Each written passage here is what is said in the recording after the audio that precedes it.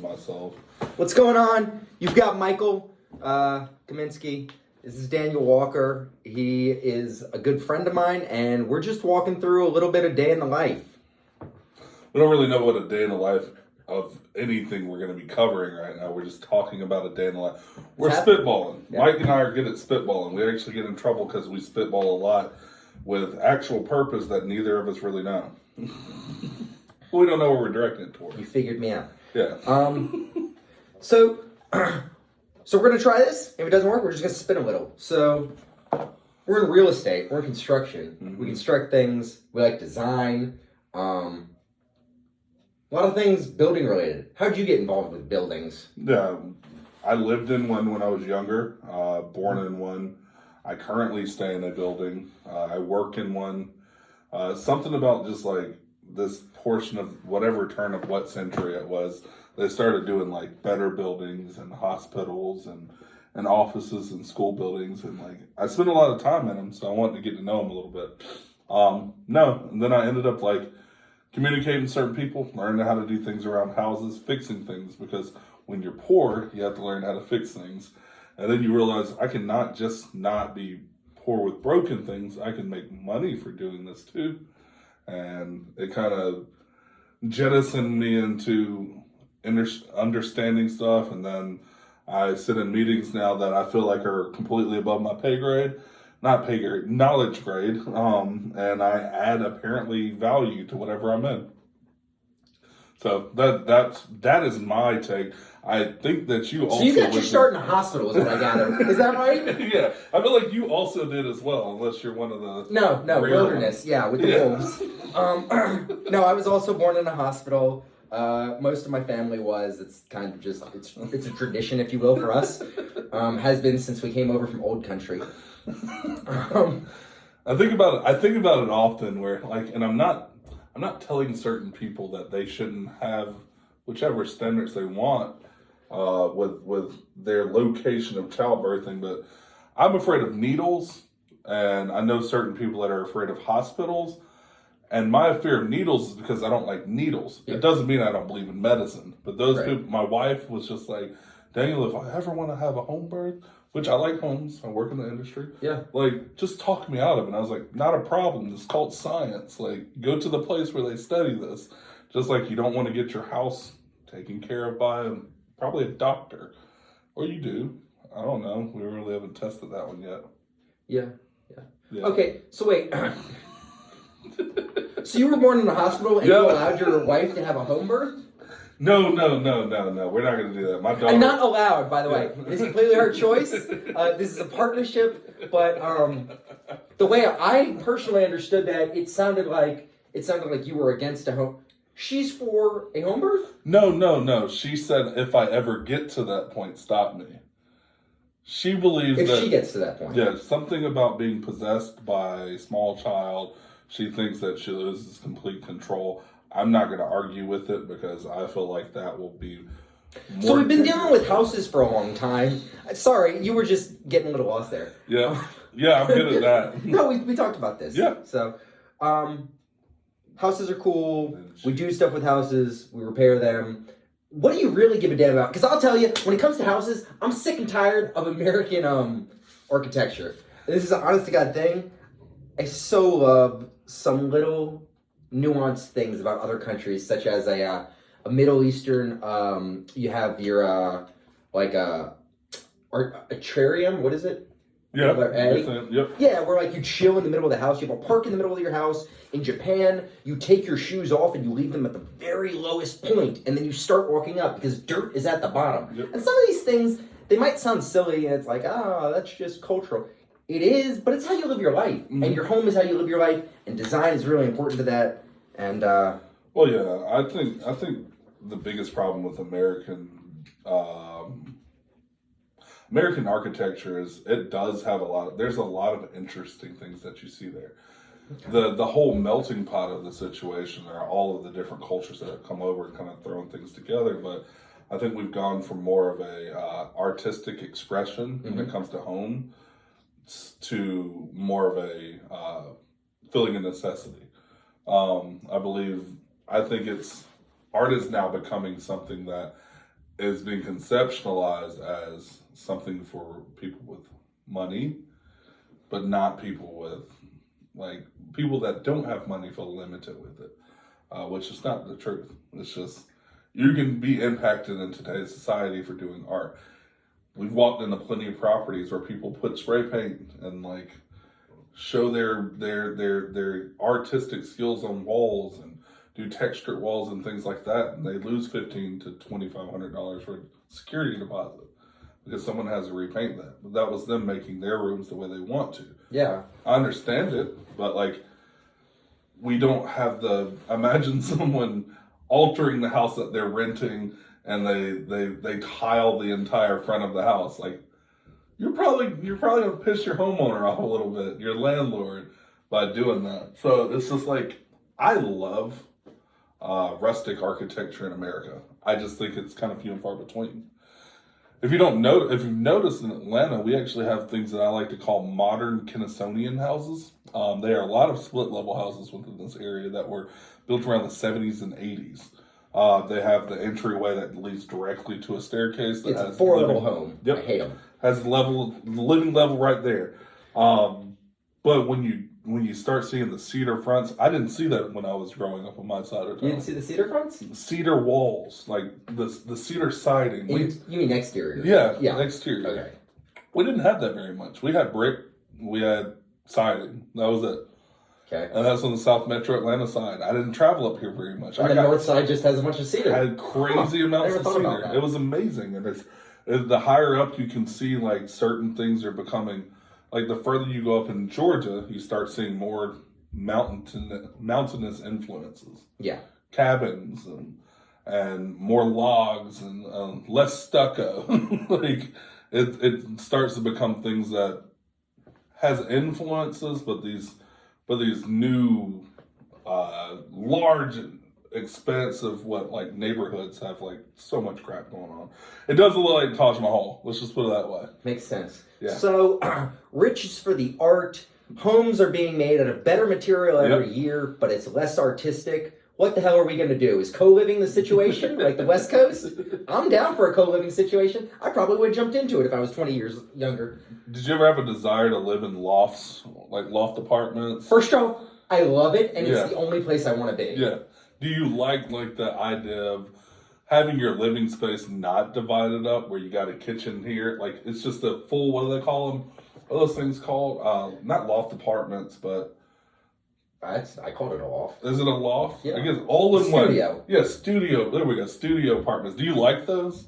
I love them. So the reason I love them is because it becomes a make-your-own adventure, and you have an opportunity to get some really interesting pieces of furniture. Like, I'm talking like an 80-gallon vase for a plant. Like, you can't do that in a normal house. Mm-hmm. You can't have a train set that's made on the back of a door get lowered from the ceiling. Yeah. Or the other place. So yeah, it's neat. I like minimalistic stuff. I know you can't probably tell from the giant bear on my wall, but I like the concept of things just being kind of like simple. And the more walls, I feel like it's more complicated. Like, I just think too many walls are too. I like 4 walls and maybe like. So you're good with a home that's got a lot of white sheets hanging. Yep. So you can see through them. You know. Yep. You just don't know who. Yeah, I don't know who's there. But as long as you know it's someone. I want to lock the front door and lock the back door, and then everybody else just leave me alone. I want one room where I can be by myself. But other than that, I like clean floors. I like nothing on the walls. I like brick walls though. I like things that are natural, and you don't have to add too much to it. That's why I love the concept of loft. I have a child now and a wife, and I think they want to get away from me sometimes, which that makes sense. But and it's not, when I say get away, they're not running. Maybe they are, but I love them, so they're just running from my love. But no, I like that concept. Do you so what's your favorite style of housing right now? Because I know you have a nice place down in Atlanta. You live more in a metropolitan area. What's my favorite style? Yeah, what's your style of house that you like right now?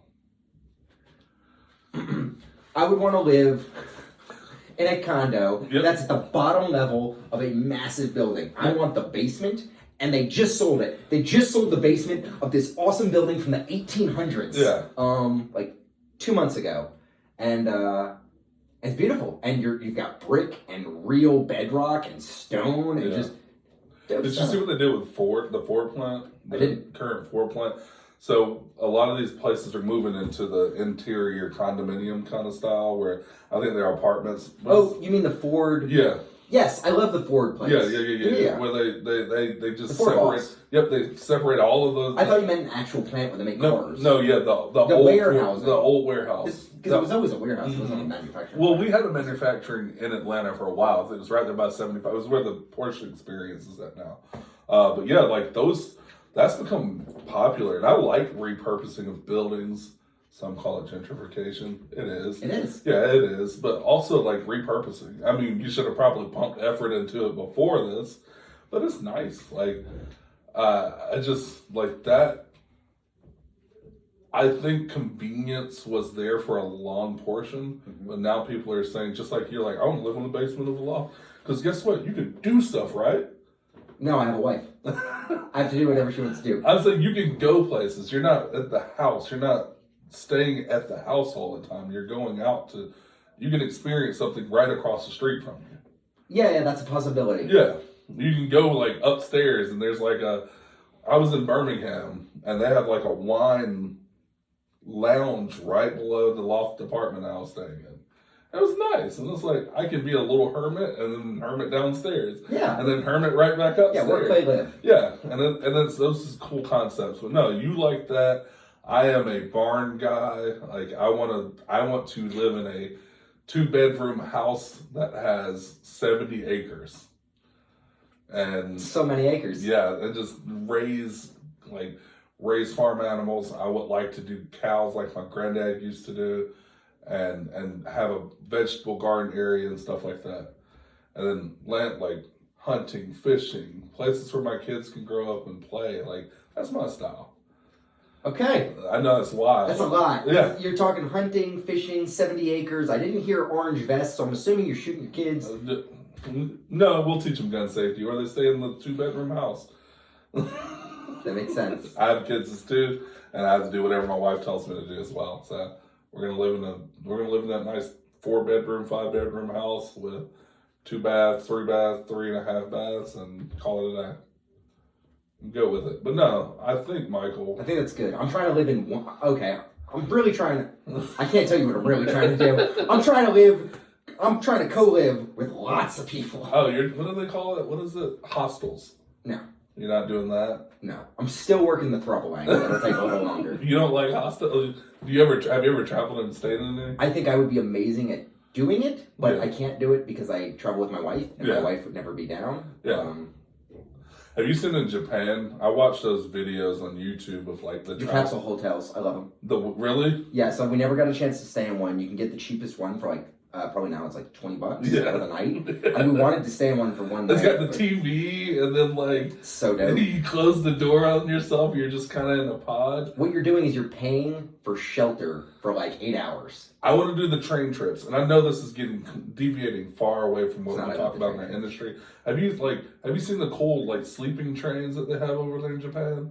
Like you climb up this loft portion of it, you got a bed, you got a charging station, you got a mini TV, you come down to eat, you get back up and hang out. I'm like, I like that. Like, cause I want to do one in America, but we supersize everything because people like me. So we have it's called the I have it saved. I'll pull it up in a little bit. Yeah. The Canadian Miracle or something. I don't know what it is. It's this 5 or 7 day. It's from like Nunavut all the way to Vancouver, and you're just 5-7 days on a I like trains. I was gonna say that we and Michael just found a similar travel like dream that we have. I've never been on one. Have you stayed on a sleeper train before? I've not been on a sleeper, but I've been on enough that traveled hundreds of miles where like I had like a cabin area where I'd like sit down in a chair and I think a good plan. I wanted to do cruises until I started watching those YouTube videos. Like I was going back watching those YouTube videos of the guys that he's like, it costs $4,000 to take this first class flight, and he shows like he's on a jet and he's got his private room and he's showering. And I saw the cool cruises that they have like in the sea, like near China and Taiwan and all of that. and it's like a ferry, but they're like luxury ferries. Yeah. And I was like, that's cool. And then I just dove right head first into trains. It happens. And I was like, cool. So like trains are staying in the pod. What do you call them? The hotels? The cart, the coach, Yeah, no, the ones that we were just talking about in Japan, where you have like you have to pay for Capsule? the capsules. Yeah, I did trains and capsules, and I'm like, I'm 6'6", like I'm 6'6". I'm 6'6", like this is a pipe dream at this point. But hopefully, they have like an XL for me. Like, I never thought about that. Yeah, for you get on a train, you're like, shit, it's an extra $50. You get on a plane, you're like, 2,000 for another inch? What? Like, and I've flown business before, but like it's worth it. I will say business and moving the front portion. Commercial's horrible, but that makes me sound pretentious. Holy cow! Yeah, it sounds. Hey, anyone out there who flies economy, fuck off. Yeah, like it smells like economy in here. No, like I've flown twin engine before, like the small dual prop. Yeah. Two, like I don't know why the further you get into places where things can go wrong, the more dangerous the planes they put you on. I'm landing in Butte, Montana, and it's just like.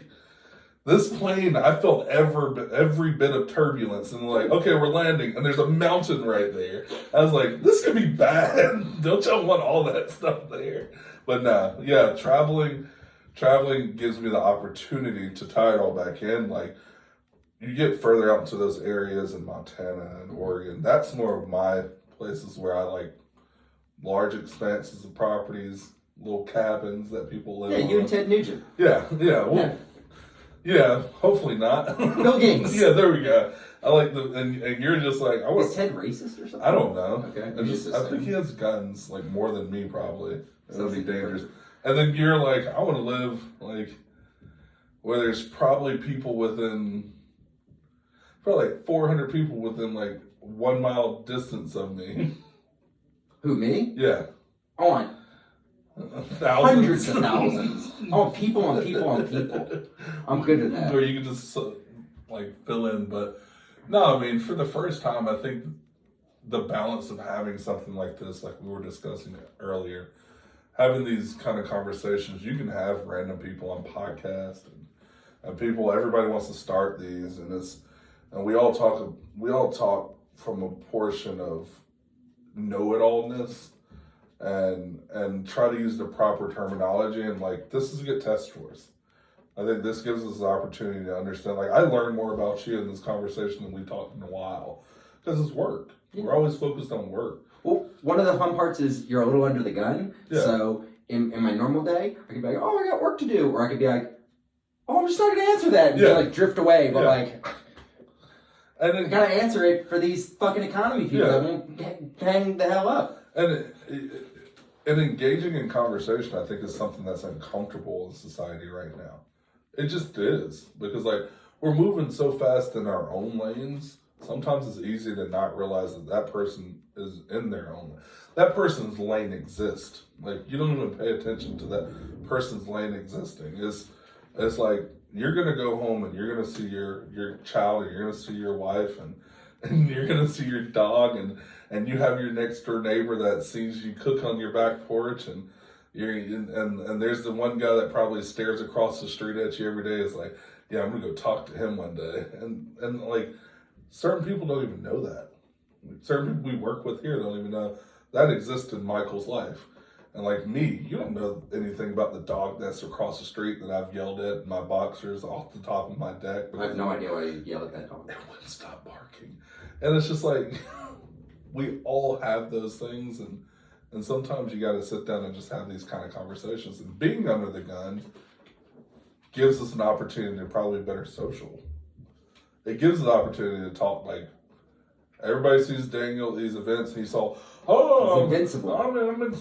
Listen, man, like right now I'm trying to debate between eating a Subway sandwich when I get out of here or just going home and vegging down on video games or handling the pile of responsibility that I have that I'm going to get to this weekend at some point. So it's just like this regular balance. My mindset's always from our meeting today is make an impact in the world that I live in. That's it. My world. That's my lane because that's all I can affect. So thank you for this, Michael. This is cool. Yeah. Thanks for sharing. We learned a little bit about trains, the fact that some other people are also born in hospitals, not just me, and we don't really fuck with the economy. Yeah. At all. Yeah. We'll do more of it. It was the first run. Like and subscribe. Yeah.